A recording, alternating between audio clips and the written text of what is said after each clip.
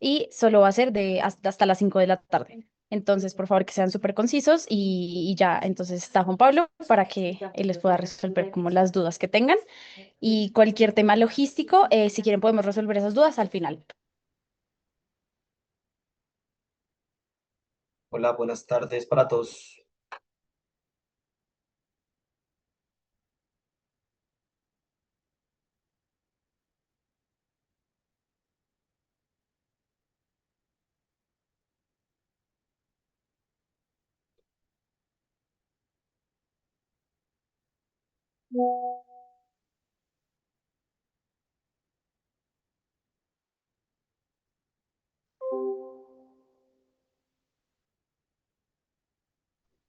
Hola, buenas tardes.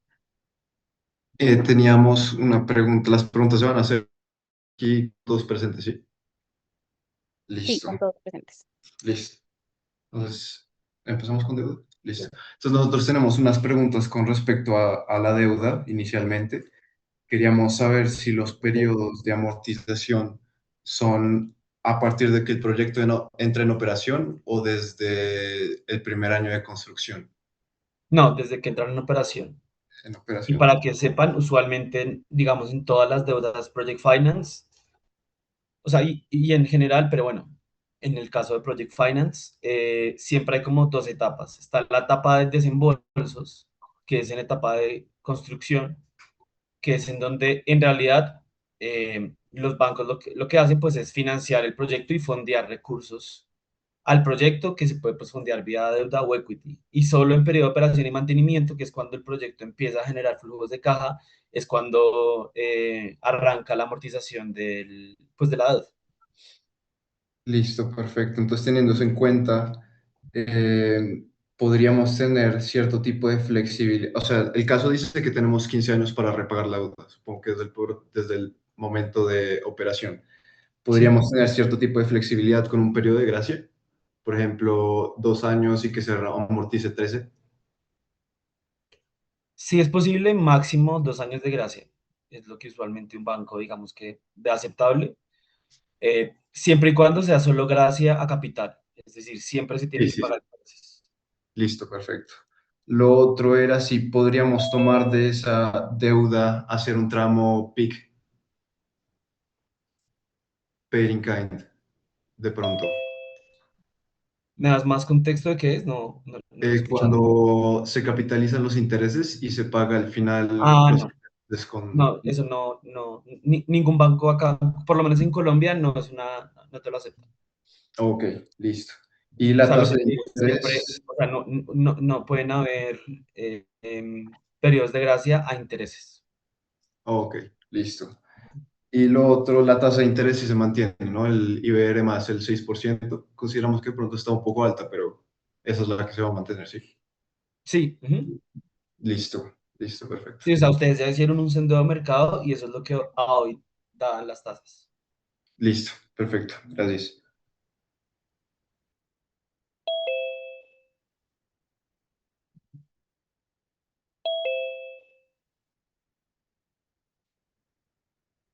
Bueno, ustedes, bueno, tal vez lo único que de pronto aclararles es que si usan, o sea, mejor dicho, si ustedes incluyen un periodo de gracia dentro del ejercicio, eh, es posible que, pues, no, bueno, no sé si todos acá han visto, pues, cómo se construye un dimensionamiento típico, pues, de textbook de Project Finance, pero si incluyen periodos de gracia durante estos ejercicios, el dimensionamiento no necesariamente les va a dar perfecto, como cuando uno hace el ejercicio que menciona y luego cuando uno perfila esa misma deuda les da perfecto el plazo, con los ratios perfectos hasta el último año, hasta el último plazo.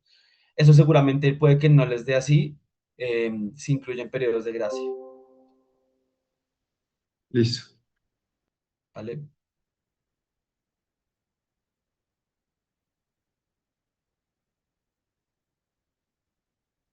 Hola, buenas tardes.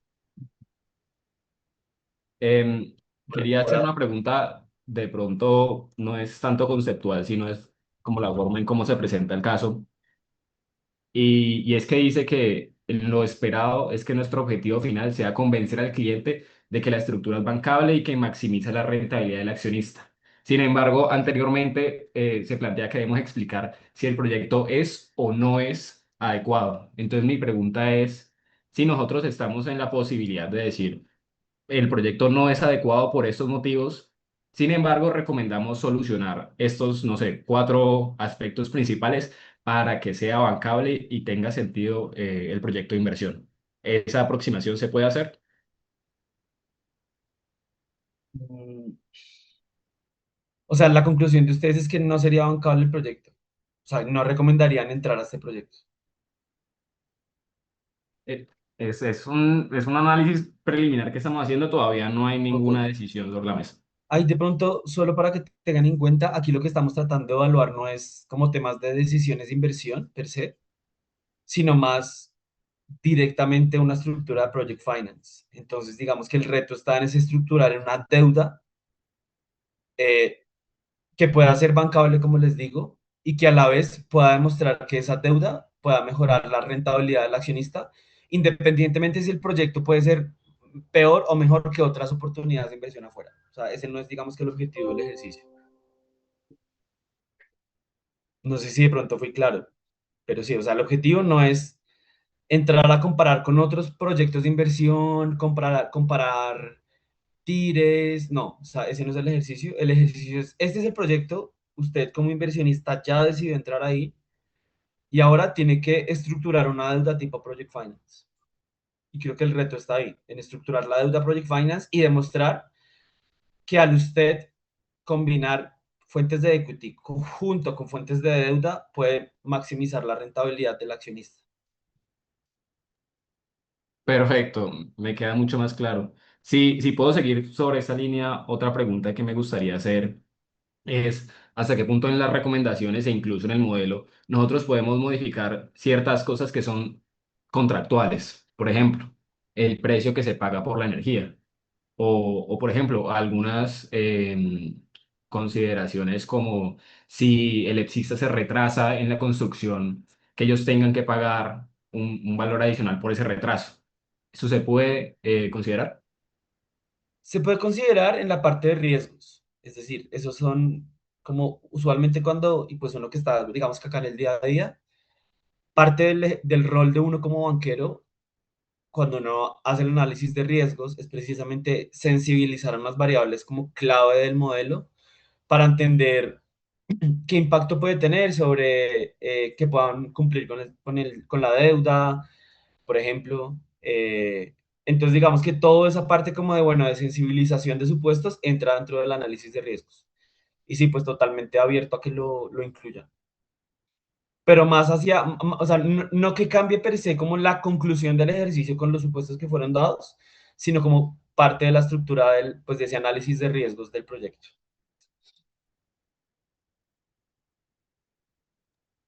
Perfecto, muchas gracias. Listo. Hola, buenas tardes.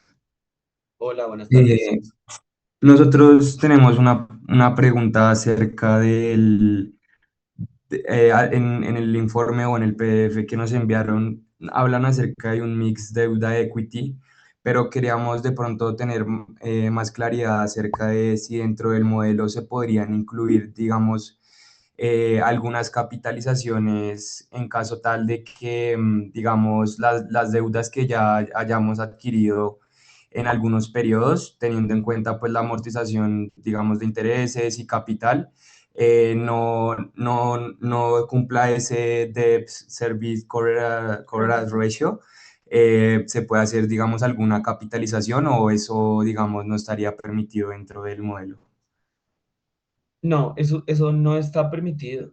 Y por la simple razón que eso es como ir en contra de una de las premisas básicas de Project Finance. Una de las premisas básicas de Project Finance es que el mismo proyecto debe estar en la capacidad de poder cubrir todo el servicio de la deuda del proyecto. Esa es como premisa inicial de Project Finance y digamos que normalmente y sobre todo cuando uno mira como el caso base de lo que uno espera de las proyecciones y todo, uno no podría presentarle a un banco algo en el que uno dijera, no, y en este periodo capitalizo y en este periodo capitalizo porque pues pues no es de industria y lo que les digo, aparte creo que va en contra de una de las premisas iniciales y como más importantes de lo que es Project Finance. Entonces, realmente por eso es que uno debe pues estructurar la deuda de manera tal que ese monto de deuda X, eh, veanlo como monto total de deuda, como porcentaje de deuda sobre equity, sea lo máximo que yo pueda tener pues de deuda para que pues igual el proyecto pueda repagarlo, pero pues también pueda topear la rentabilidad del accionista. Pero la respuesta corta es no. No sé si de pronto Ok, es así. sí fue clara la respuesta, muchas gracias. Vale, listo. Sí, Nicolás. Hola Juan Pablo, ¿cómo estás? Hola. Tenemos dos preguntitas. La primera es acerca de si existe como alguna restricción en cuanto al porcentaje de deuda que el proyecto se pueda apalancar o simplemente como el mínimo que nos piden de SCR. Em, Justamente digamos que una de las respuestas que esperamos recibir es el porcentaje de apalancamiento que ustedes creen que es el óptimo para el proyecto. Em, Hay varias maneras de hacerlo. Una es hacer un dimensionamiento de deuda, que no sé qué tan familiarizados estén como con ese ejercicio de dimensionamiento de deuda. O la otra manera, pues es uno ir manualmente, pues ir incluyendo como porcentajes de deuda como un input dentro del modelo y viendo en qué momento pues se topea la rentabilidad del accionista. Aquí digamos que la que más solemos usar es la del dimensionamiento, en la cual lo que hacemos es topear el monto máximo que el proyecto puede soportar de deuda, em, teniendo en cuenta que hay una circularidad dentro del mismo modelo, porque ustedes saben que la deuda tiene un beneficio tributario que hace que haya una optimización en tema de impuestos, ¿sí? Entonces, como esa circularidad que generan los mismos impuestos, hace que uno pueda siempre como apalancarse un poco más y topear ese monto de deuda. Porque al final casi queda lo mismo si lo hacemos vía el dimensionamiento o vía como poner un monto manual que topee la rentabilidad, porque siempre partimos de la premisa que normalmente, a menos de que haya una crisis o algo extraordinario ocurra, usualmente el costo de la deuda es más económico que el costo del equity, tanto por el mismo tipo de riesgo que tiene cada uno de los dos tipos de fuente de fondeo, como por pues, el beneficio tributario que tiene la deuda, que hace que siempre pues, la deuda vaya a ser mucho más barata. Y por eso es que siempre lo que debe pasar es que cuando uno topea la deuda en los proyectos, uno también está topeando pues maximizando la rentabilidad del accionista, ¿sí? Por eso mismo, porque pues uno se está fondeando con la fuente más barata que es deuda, en el máximo porcentaje. No sé, Nicolás, si quedó claro. Sí, ok, O sea, pues entiendo. me gustaría entrar un poquito más a darles una clase de dimensionamiento, pero pues se nos iría y no me alcanzaría la hora para darles la clase. Claro, sí, no, es Pero que justamente teníamos como esas dos como opciones de estructurar la deuda, como mirando varios escenarios de inputs y también como pues lo que tú decías de dimensionar la deuda, pero queríamos ver si era como, o sea, que si había como un límite también, o sea, que si el límite simplemente era como mantener el 1.5 de SCR o que si había otra restricción, pero no. Y la otra preguntita que tenemos es acerca de los intereses, los que son durante la construcción. Queremos ver si esos, o sea, dentro del modelo los capitalizamos desde el inicio o eso se van pagando en efectivo durante la construcción. es una muy buena pregunta. Los intereses siempre se pagan. O sea, lo que les digo, tanto en construcción como en operación, los intereses siempre se tienen que pagar. En este caso, pues año a año. No se capitalizan, sino que se tienen que fondear. Es decir, es un uso más dentro de la estructura de usos y fuentes, así como hay un uso que es el CAPEX, por ejemplo. Ese simplemente es un uso más, que es los intereses que se generan durante construcción. Y yo como fondeo esos intereses durante construcción, igual, ya sea mediante deuda o mediante equity. Pero es uno de los, digamos, una de las cáscaras que tiene el ejercicio es justamente eso, que pues, se generan unos intereses durante construcción. Aquí pues es un poquito más fácil porque realmente solo va a haber un año en el que uno tenga que eh, o bueno, sí, bueno, 1 o 2 años donde uno debería fondear con equity y con deuda al pagar esos intereses, pero es parte del ejercicio. O sea, y eso también genera hacia atrás cierta circularidad, porque claramente cuando uno en un momento cero, digamos, uno no tiene deuda en el modelo, pues uno no tiene desembolsos de deuda ni nada. En el primer T1, cuando uno le mete deuda al modelo, como les digo, esto tiene circularidades dentro. En el T1, cuando ustedes ya le incluyen una deuda dentro del modelo, eso que hace que se les suba los usos durante el periodo de construcción, pues porque van a tener que pagar intereses de construcción. Ese incremento de esos intereses de construcción les va a cambiar su calendario de desembolsos, porque cambió su necesidad de jalar plata y a su vez eso también va a cambiar eh, lo que ustedes tienen que jalar del periodo anterior. O sea, hay una circularidad implícita ahí. Lo que les digo, creo que ya es como entrar a la parte técnica de modelación de Project Finance, pero igual hay muchos videos en YouTube que lo pueden explicar también. O si tienen una duda puntual, igual también pues abierto a que la veamos acá, como ya de temas de modelo. Y también creo que pues le quería decir a Nicolás algo de la primera duda que usted tuvo, que igual, digamos, de cara a los jurados, yo creo que los jurados igual sí van a preferir ver eh, un ejercicio por dimensionamiento, ¿sí? Porque digamos que es como la esencia de Project Finance, hacer un dimensionamiento de deuda.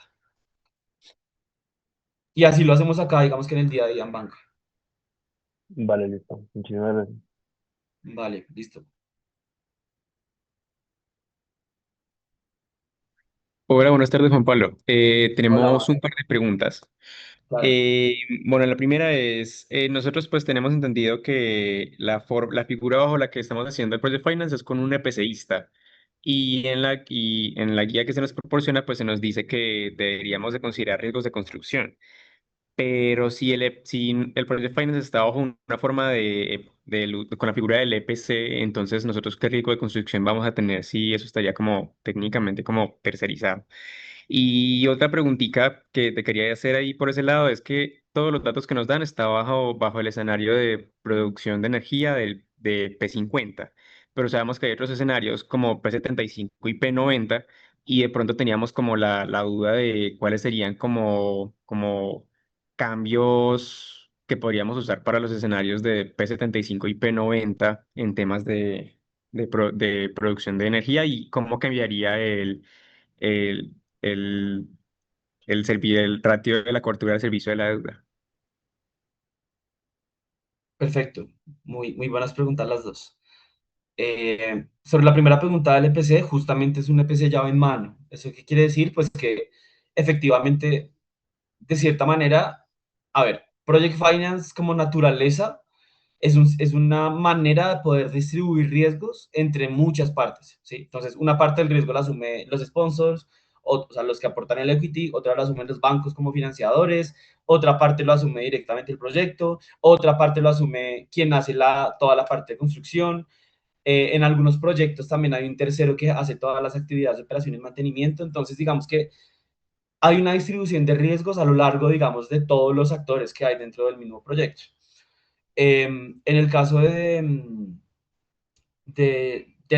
este caso puntual que les compartimos, justamente pues es un EPC llave en mano, entonces digamos que en teoría pues riesgos de sobrecostos no hay, pero uno usualmente que sí entra a entrar como banquero, uno entra a mirar las capacidades que tiene el EPCista, ¿sí? Porque claro, sí, es cierto que el riesgo mío ya lo tiene es el constructor, pero ¿qué pasa si el día de mañana el constructor entra en quiebra, por ejemplo?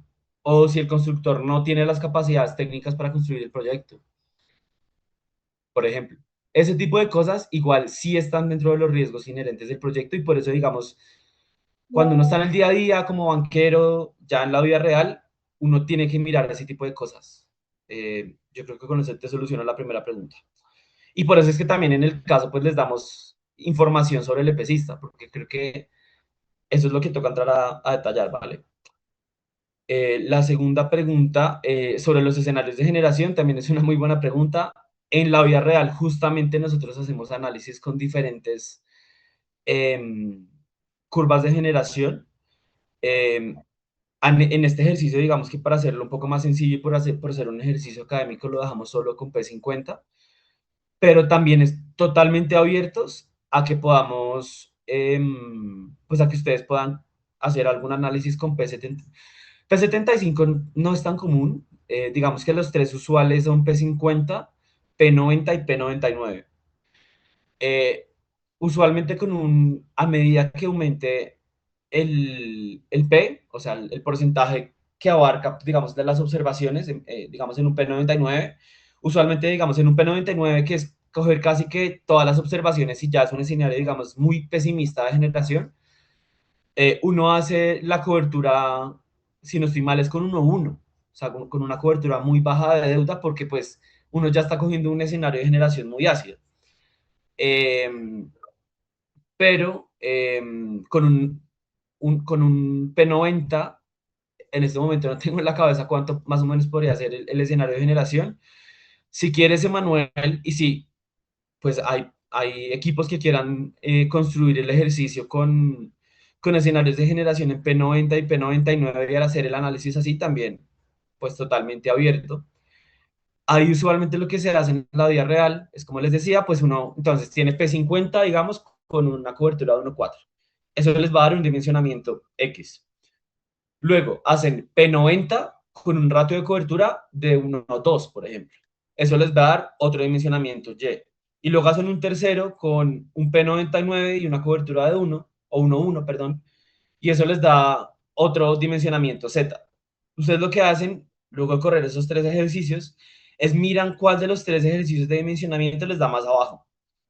Y ese usualmente es el dimensionamiento que aceptan los bancos, porque pues al final lo que uno hace es, venga, correr el ejercicio en diferentes escenarios de generación y con este dimensionamiento pues me aseguro que estoy cumpliendo los tres, digamos que coberturas mínimas según diferentes escenarios de generación. Ese tipo de ejercicios los hacemos acá en banca. Si quieren, pues nosotros les podemos compartir una curva en P90, en P99 para que hagan el ejercicio. Eh, Totalmente abierto a eso y pues me parece súper, súper interesante que lo quieran incluir en el análisis, la verdad. Muchas gracias. Listo.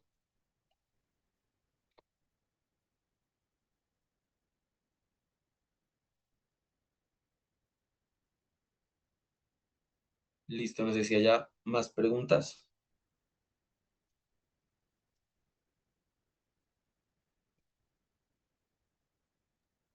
Nosotros tenemos otra preguntita. Claro. Quería preguntar acerca de los usos en cuanto a cuando estamos estructurando la deuda. Y aparte del CAPEX también hay que tener en cuenta, o sea, si el modelo tiene en cuenta como OPEX, como durante la construcción o algo por el estilo. Sí, sí, en construcción también hay OPEX. Ok, ok, Y de hecho creo que el mismo enunciado del modelo les dice muy claro cuáles de OPEX sí se generan en construcción y cuáles no. listo.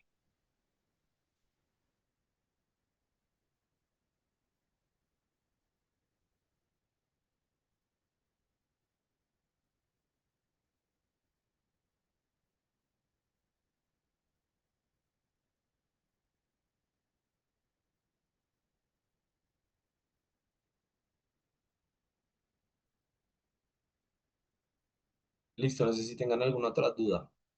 Yo tenía otra preguntita, de pronto recordando lo de los intereses, que nos mencionabas que nosotros podíamos modelar la deuda, un poco nosotros definiendo qué porcentaje de deuda queríamos, pero eso ya no está restringido por el ratio que tenemos que cumplir de 1,5. Entonces, ¿cuál es la libertad en ese sentido?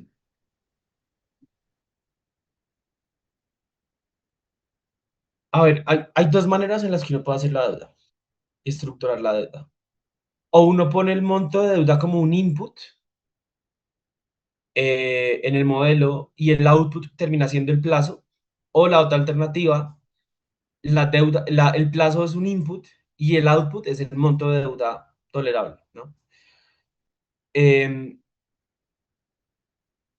este caso, digamos, como uno usualmente construye el dimensionamiento, es que uno hace un dimensionamiento de deuda que pueden investigar como qué es un dimensionamiento de deuda, pero básicamente es traer la capacidad de generación de flujos que tiene el proyecto y con eso mirar cuánta deuda le cabe al proyecto, ¿sí?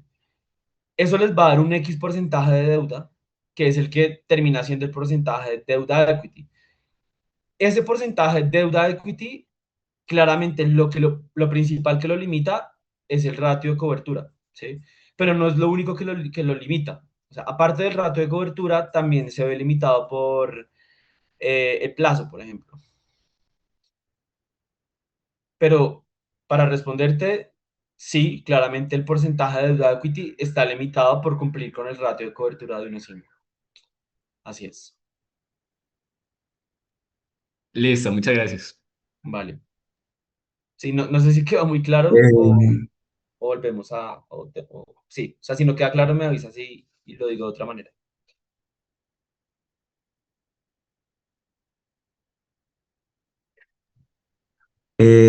Nosotros queríamos hacer otra pregunta respecto a la deuda. Queremos saber si es posible estructurar diferentes deudas pues a diferentes, como a diferentes plazos. Digamos, para al caso del OPEX, si es posible, digamos, estructurar una deuda a menor plazo, por ejemplo, a 5 años, pues teniendo en cuenta que, digamos, hay una deuda, por ejemplo, tanto para el CAPEX, o sea, hay un CAPEX para 2027 y un CAPEX para 2028. Entonces, como no sé o sea, si es posible de pronto hacer dos deudas diferentes, pues para ahorrarse como los intereses que se causarían, digamos, en el año del 2027 y que la otra deuda ya empiece pues a amortizarse ya a partir del 2028. No sé si eso es posible.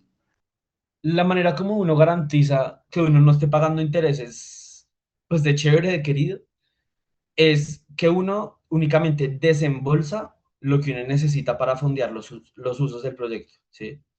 Esa es la manera en que ustedes garantizan que eso no pase, pero no lo veo tanto haciendo tranches, ¿sí?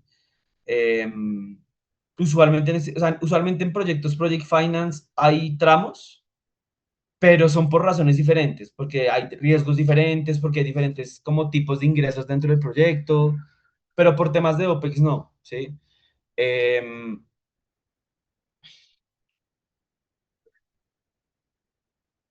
Estoy pensando como el por qué uno querría una deuda a 5 años para financiar OPEX. No, o sea, es lo que les digo.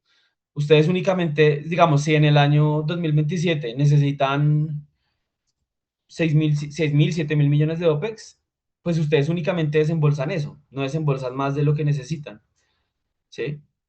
Y pues únicamente desembolsan durante construcción, que es cuando el proyecto pues no genera caja. En operación, pues ya no, ustedes no tienen que financiar nada, porque pues el mismo proyecto con su generación, pues paga todo el OPEX del proyecto y les queda caja antes, pues para ir amortizando la deuda. Pero no se vayan por ese camino. Listo, perfecto. O sea, para recopilar un poco ahí, entonces lo ideal sería como mirar como cuáles son realmente las necesidades de financiación de la compañía, como en cada periodo, teniendo en cuenta como el flujo de caja y si, digamos, teniendo en cuenta como el servicio de la deuda y el flujo de caja que genera la compañía para ese periodo, si cumple como con el ratio de 1.5 veces y en caso tal de que se necesite, pues hacer el desembolso de la deuda. Sí, pero solo con una salvedad importante. Ustedes solo miden ratio de cobertura cuando hacen amortización de deuda. Es decir, durante el 27 y durante el 2028, uno no hace medición de DSCR. O sea, es decir, como uno paga los intereses es con desembolso durante el 27 y 28, pues en esos periodos realmente no tiene mucho sentido que uno mida cobertura, ¿sí? Porque uno la cobertura la mide es con la misma capacidad de generación de caja del proyecto. Uno solo mide cobertura en etapa de operación y mantenimiento cuando uno hace amortizaciones de deuda. Ah, listo, perfecto, muchas Creo que de gracias. pronto eso les ayuda a solucionar la duda, porque ya entiendo por dónde iba, pero no, claro, no. O sea, en el 27 y 28 solo deben enfocarse en desembolsar justo lo que necesitan para poder fondear los usos del proyecto. ¿Sí? Entonces, ahí de pronto les puedo dar una guía de más o menos uno cómo construye el ejercicio, que de pronto creo que les puede servir. Uno lo primero que hace siempre en los ejercicios de Project Finance, en de estructuración de modelo, uno lo divide en dos etapas. Una primera etapa en la que uno primero hace el dimensionamiento de cuánto es la deuda máxima que uno le cabe al proyecto. Que eso pasa, entonces uno en el primer momento en su Excel solo debería tener datos del 2029 hacia adelante, o sea, solo de construcción. Y con eso, pues uno hace primero el ejercicio de dimensionamiento de deuda, que uno que hace, proyecta cuánto es el CIFATS en cada momento del tiempo, eh, que si no saben qué es CIFATS, levanten la mano. Eh, y con ese mismo CIFATS, ustedes miran cuál es la capacidad, digamos, de pagar deuda que tiene el proyecto. ¿Cómo hacen eso? Ustedes van trayendo a tiempo presente, que sería a finales del 28, van trayendo a ese tiempo presente, ¿con qué tasa? Con la tasa de deuda, van trayendo a valor presente cada uno de los CIFATs de cada uno de los años, durante esos 15 años.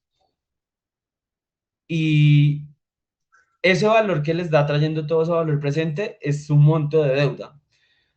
Eso tiene una complejidad y es que, como les decía, pues ahí hay una circularidad en ese ejercicio de dimensionamiento, porque claro, cuando ustedes les da ese, digamos, ese dimensionamiento les da 100, cuando ustedes vuelven a meter esos 100 en el modelo, eso les va a dar que su deuda, su flujo con el que ustedes vuelven a dimensionar la deuda les sube, porque ahora ustedes están pagando menos impuestos por lo que están pagando intereses.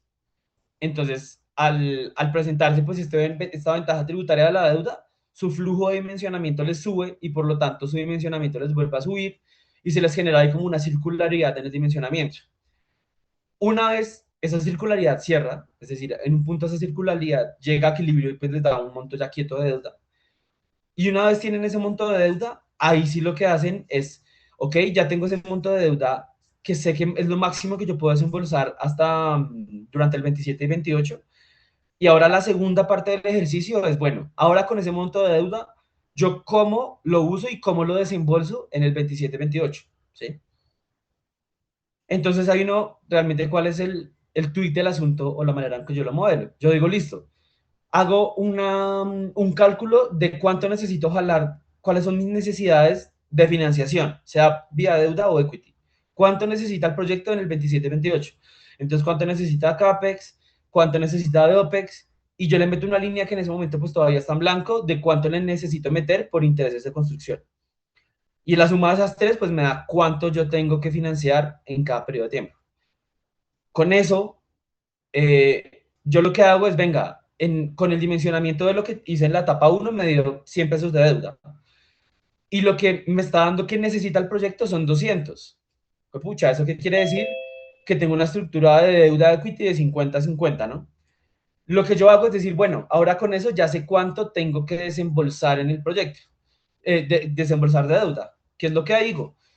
Digo, el X% que me da el deuda equity, que en este caso es 50%, y eso lo multiplico por las necesidades de financiación de cada uno de los 2 años. Y eso ya me da lo que yo desembolso.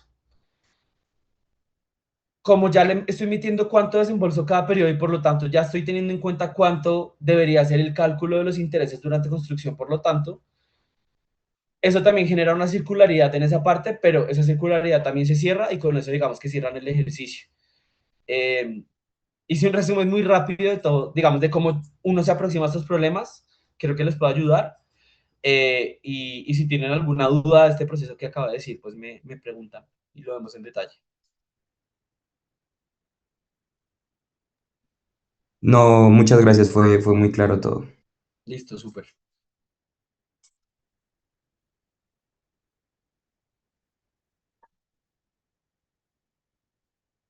Bueno, y de pronto, creo que de pronto no fue muy claro con esto de los porcentajes. Cuando yo digo que se genera una circularidad en esa segunda fase, cuando uno está calculando los desembolsos, es porque, claro, como ustedes le están metiendo ya desembolsos al modelo y por lo tanto intereses durante construcción, eso lo que está haciendo es subiendo los usos del proyecto. como ustedes suben los usos del proyecto, ¿eso qué pasa? Que, de nuevo, ustedes únicamente máximo van a poder desembolsar 100 de deuda, pero los usos totales del proyecto van a subir un poquito más, que es la parte que está abajo, ¿no? Entonces, el numerador sigue siendo quieto, pero el denominador sube un poquito. ¿Eso qué va a hacer? Que ese porcentaje de 50% ya no sea 50, sino que sea 48%, va a bajar, porque ahora sus usos subieron y ustedes como únicamente máximo pueden desembolsar 100 de deuda, pues la única manera en la que ustedes pueden, eh, pues, financiar el resto de esos usos que aumentaron por intereses de construcción es únicamente con equity. Entonces, eso lo que hace es que cambie un poquito esa estructura y esos flujos de desembolsos durante construcción. Y se genera la circularidad, porque entonces, claro, el porcentaje ya no es 50%, sino es 48%. Pero claro, como ahora ustedes le meten ese 48 en el mismo modelo, eso les va a volver a recalcular los intereses de construcción y entonces va a volver a recalcular ese porcentaje de deuda equity. Pero de nuevo, ese porcentaje de deuda equity termina llegando a un equilibrio en un punto.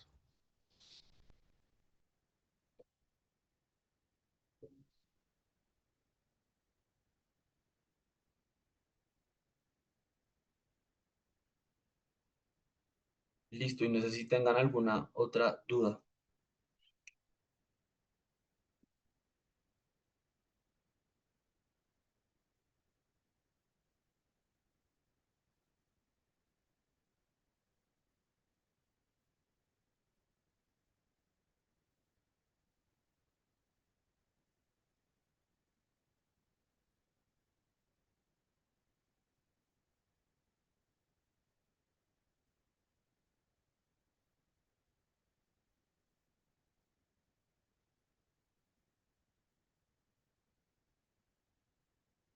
Listo, pues creo que no hay más dudas. Hola, buenas tardes. Una pregunta. ¿Sí? Hola, Juan. eh, Tú dijiste que era CIFAX. ¿Me puedes comentar qué es bien pues el CIFAX? Claro, sin problema. El CIFAX traduce, es cash flow before debt service, es decir, es el flujo de caja antes del servicio de la deuda. Es similar en lógica y en construcción al flujo de caja libre, pero no es lo mismo. ¿Por qué? Porque el flujo de caja libre, digamos que es el que uno usa, digamos, para hacer valoraciones, ¿no? De empresas. Entonces, en el caso del flujo de caja libre, uno lo que hace es capturar únicamente las actividades de operación y financiación de la compañía, ¿no? Es decir, uno incluye EBITDA, que pues es toda la parte de operación, inversión en capital de trabajo, incluye inversión en CAPEX, que es toda la parte de operación. Y, perdón, creo que lo dije mal. El flujo de caja libre tiene esa operación e inversión.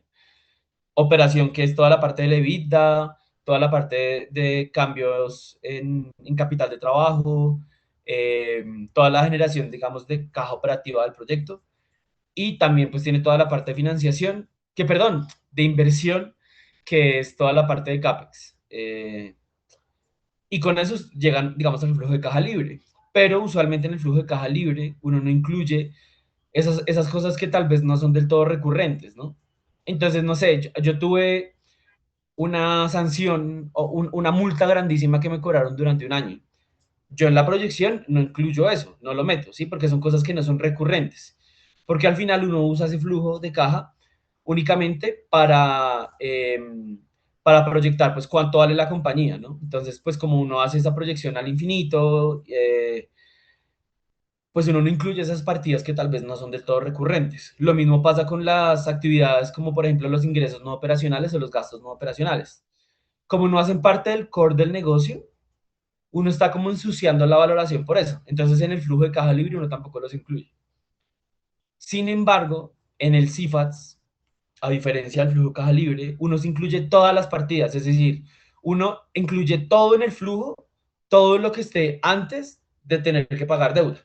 Usualmente en los proyectos hay como una cascada de pagos, entonces siempre hay unas cosas que uno paga primero. Entonces uno dice, vendí 100 pesos de energía, entonces yo tengo 100 pesos en mi bolsa. De esos 100 voy sacando cosas, pero eso tiene como un orden de prelación. Entonces, primero yo saco para el OPEX, luego yo saco para el CAPEX, luego saco para el capital de trabajo. Luego de eso, saco para impuestos. Luego de sacar para impuestos, ahí sí, después de todo eso, el restante que me queda sí lo uso para pagar deuda. Entonces, la diferencia es que ese flujo de caja es realmente lo que queda disponible del proyecto después de pagar todo lo anterior que tiene como prelación antes de llegar a pagar la deuda, ¿sí? Por lo tanto, por ejemplo, en ese CIFATS, el, uno en el CIFATS, por ejemplo, tiene en cuenta los impuestos operativos que paga el proyecto, pero no solo los operativos, sino realmente todos los impuestos que paga el proyecto, incluyendo el ahorro que uno tiene eh, por el tema de la deuda, ¿sí? Eh, el CIFATS, digamos que para este ejercicio que es súper académico, piensen lo que es casi que tal cual como no construyen flujo de caja libre en la universidad.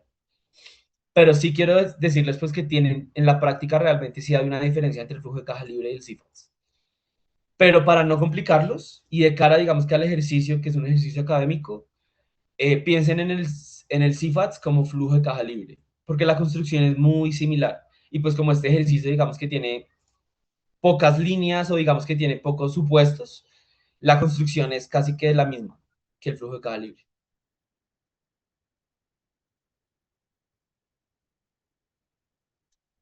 Muchas gracias. Vale.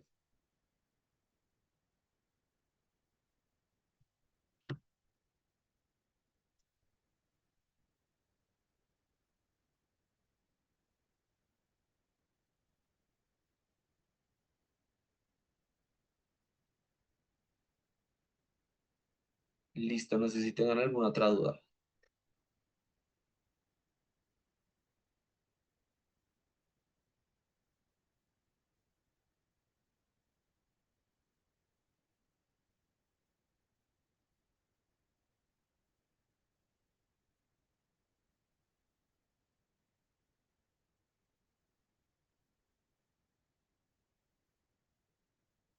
Yo les quería preguntar, ¿ustedes tuvieron como alguna como formación formal en algo de Project Finance o es como todo súper autodidacta?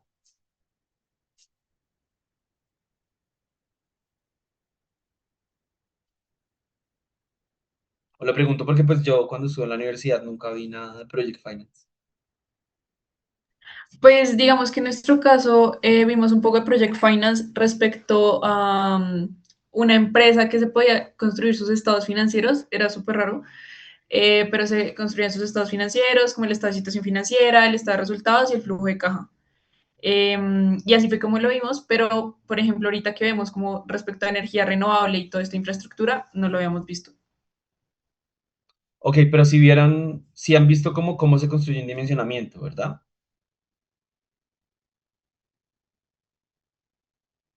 Por ejemplo. No, no, la verdad no. ¿No? Ok, ok. Yo creo que voy a hacer algo y no sé, ahí los muchachos del equipo del Investment Club, si les parece, yo les voy a mandar un dummy que, que, que digamos que es muy útil para que ustedes miren cómo se hace un dimensionamiento, cómo se modela el dimensionamiento, cómo se hace, digamos que todo el ejercicio de dimensionamiento. Se los voy a mostrar muy rápido, pero igual yo creo que les voy a mandar el Excel porque creo que les puede servir para el modelo. Eh, Regálenme un segundo. Sí, de acuerdo, Juan Pablo. Si quieres, nos haces llegar a nosotros y ya se los enviamos a los equipos. De una, pero igual si quieren regálenme un segundo, lo abro y les muestro muy rápido cómo funciona, porque puede que no sea tan claro. A ver. No, qué pena, yo pensé que ustedes habían visto algo de mencionamiento ya. Entonces creo que en Pues, parte les perdona, te estaba hablando interrumpo. en chino. Nosotros sí en la Javeriana tenemos una opción de ver un énfasis de Project Finance por la Ok. carrera. Ah, bueno, súper. Pero bueno, no todo el mundo lo ve. ¿No? Por lo que les digo yo no lo vi. Y no Em, es como opcional. a ver, les voy a proyectar. Listo. Listo, este es el Dummy. Realmente es chévere, o sea, creo que les va a servir. Este ejercicio tiene una macro incorporada. Entonces, digamos que para que el ejercicio les dé, tienen que correr la macro. Ah, pero no, mentira, yo se las paso sin macro, para que no se compliquen. Vengan y una vez la dejamos sin macro. O sea, lo único es que tienen que tener el cálculo iterativo prendido. Pues no los va a complicar con la macro. Em, pero sí deberían tener cálculo iterativo prendido. Listo. Y acá también.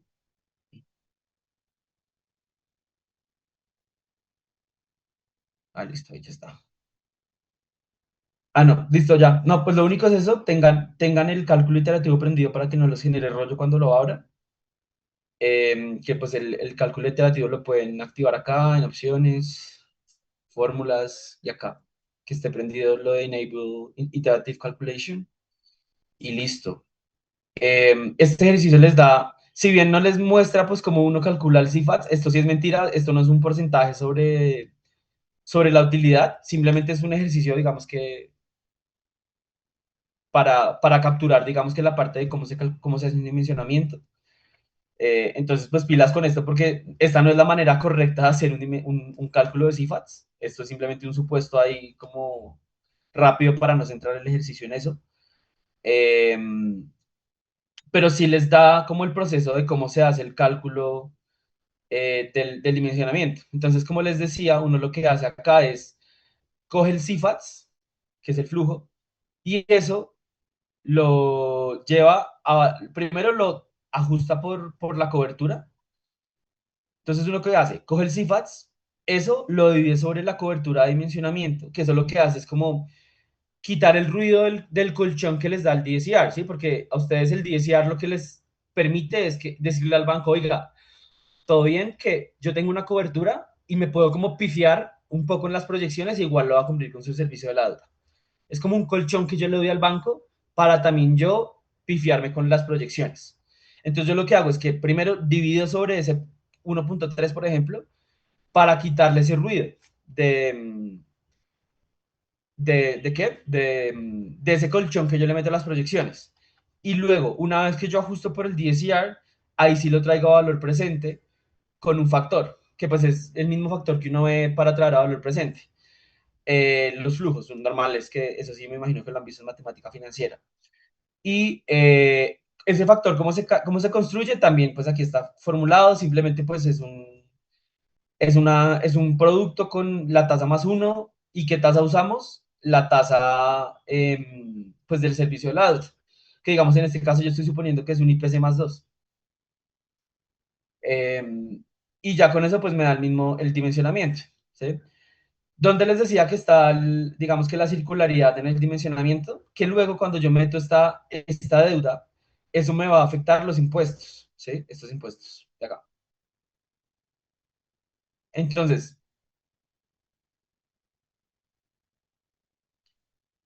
en el momento cero en el que yo no tengo deuda, que es acá, ¿sí? En el momento cero en el que yo no tengo deuda, vea cuántos son mis impuestos, ¿sí? 35, 37, hagamos si quieren acá una suma,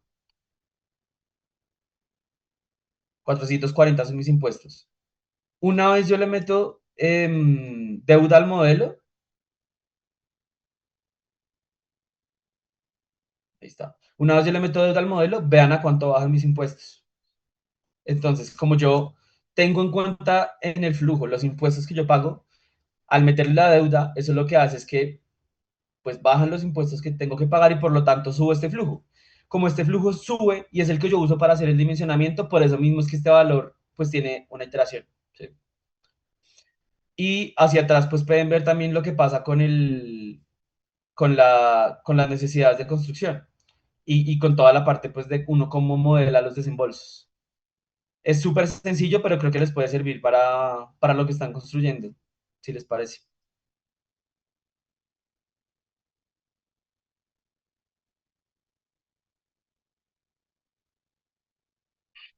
Listo. No sé si hay alguna otra duda adicional.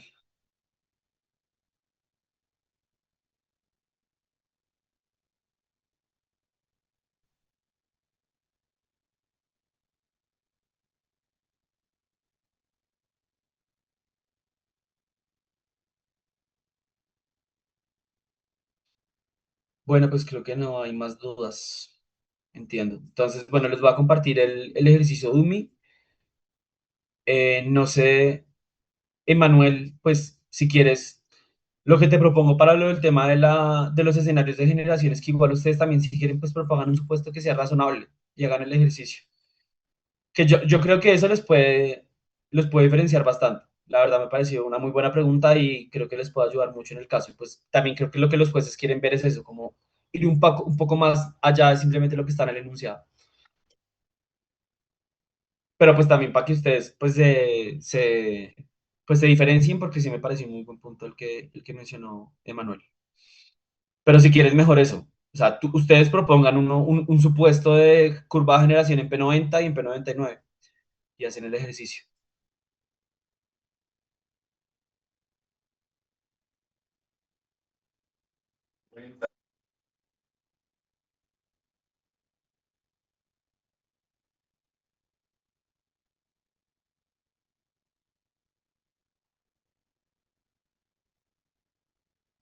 Y pues ya creo que no hay más dudas, ¿verdad? Creo que ya podemos ir cerrando la sesión. Sí, si no hay más preguntas, creo que ya podríamos ir cerrando. Muchas gracias, Juan Pablo, por el espacio. Súper. Súper, ya les mando el Dumi. Se lo mando a Juliana. ¿Listo?